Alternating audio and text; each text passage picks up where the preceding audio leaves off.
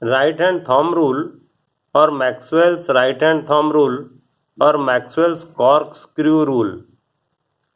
Right hand thumb rule gives a convenient way of finding the direction of magnetic field associated with a current carrying conductor. According to right hand thumb rule, if you hold a current carrying straight conductor in your right hand such that the thumb points towards the direction of current, then your fingers will warp around the conductor in the direction of the field lines of the magnetic field.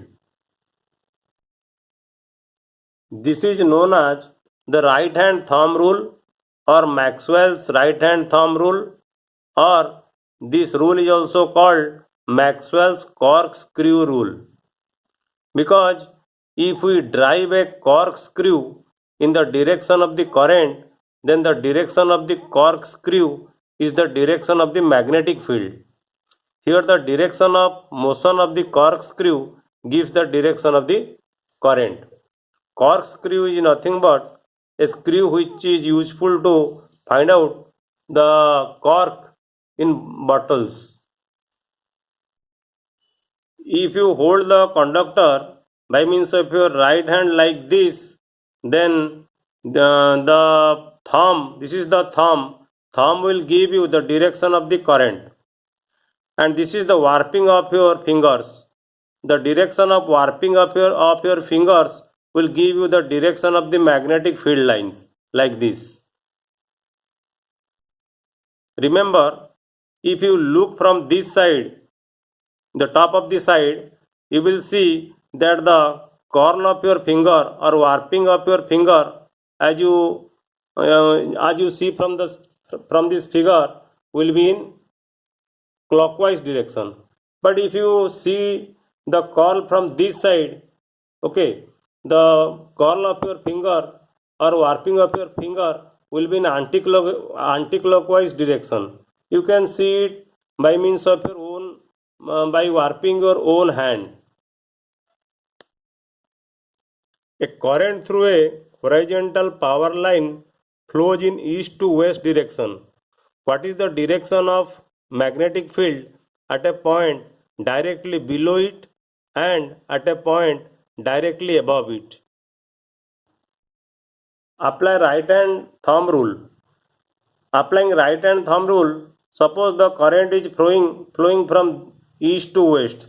This is your east and this is your west. This is your right hand. You warp your fingers like this.